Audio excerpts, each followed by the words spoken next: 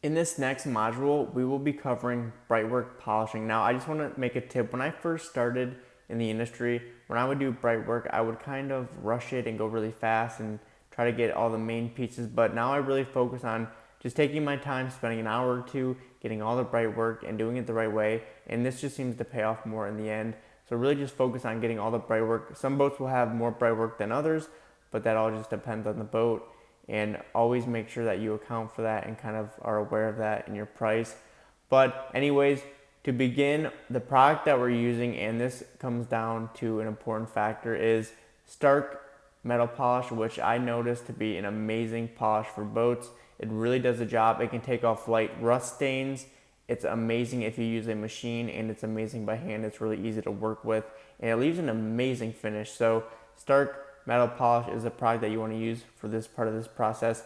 And all I do is I take 2 towels, and now we can actually use a rougher microfiber. We can use a kitchen or an ordinary microfiber towel. I would not recommend that you use a plush towel because you're not going to get any abrasion that you're looking for. So we're using a normal microfiber, and we're going to use 2. We're going to put product on one microfiber, we're going to rub that into the Brightwork, and then we're going to take that second microfiber towel that we have, and we're going to wipe off all the excess. So again, this is a 2-step process, as you can maybe notice me working in this position at this part of the boat. But 2 steps, 2 towels, wipe on with one, really do the scrubbing and the abrasion with the first towel, and then come back, wipe it off to a clean, fresh polish and finish with that second towel. So this seems to be the best strategy. And like I said, we're doing all the Brightwork, whether that's on the non-skid, on the deck of the boat, whether that's near the windows, because some of those windows, they'll be made out of chrome and sometimes they won't be. This one is actually coated aluminum, so we don't have to worry about that. But we have the rails to worry about, we have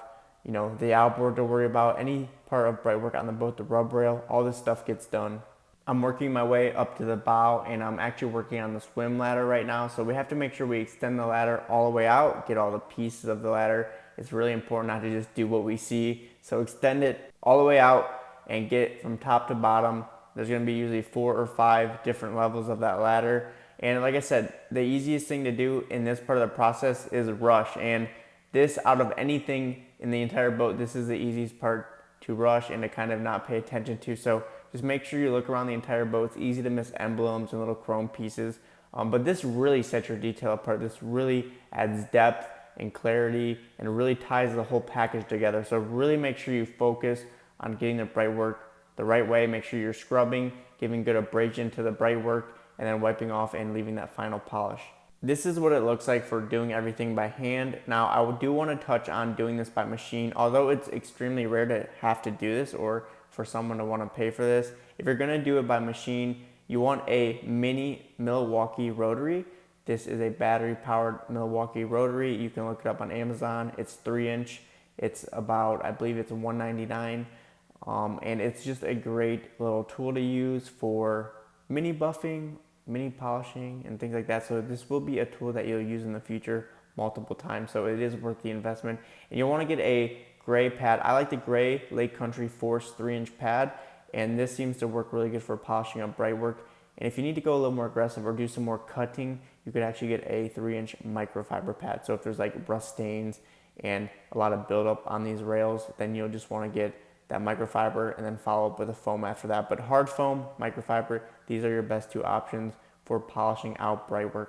You probably always notice that I'm talking about Stark products, and I'm not sponsored by Stark, at least not in this time of the video, but they do have a full line of marine products. They focus on high quality, and they have amazing products. So Stark metal polish, heavy cut compound, which is level R, and their mold and mildew remover. Some of these products are some of the best that they offer. So I'm actually really glad right now I have a better angle. You're gonna get to see me working on this Brightwork with a close-up view, and you can see I have this first towel, it's orange, and this is where I'm doing all the abrasion, all the scrubbing to get all the initial dirt and grime off of this Brightwork. Now, keep in mind, this is a 2020. The Brightwork is fairly new, so I don't have to do a whole lot of scrubbing, but if you have a lot of rust, a lot of stains, a lot of buildup, you'll have to sit there and scrub for quite some time to get it to all come off. And when I'm finished, I'll be coming back with this blue towel sitting up on the dash and wiping off all the excess. Now, you can do big sections. Also, this is another thing that comes into factor is the sun. I'm in the shade right now, so the sun is the only factor. The heat doesn't really matter with this process, the humidity. It's purely, are you in the sun, are you not in the sun? If you're not in the sun, you can do multiple sections. I can run a whole rail, I can run half the boat and then come back and wipe off the excess. That's not really a problem. So this is the whole Brightwork process. It's pretty straightforward, pretty simple. We'll finish out this video and I'm gonna let you see the rest of my work, and then we're gonna jump into the next module. So I'll see you there.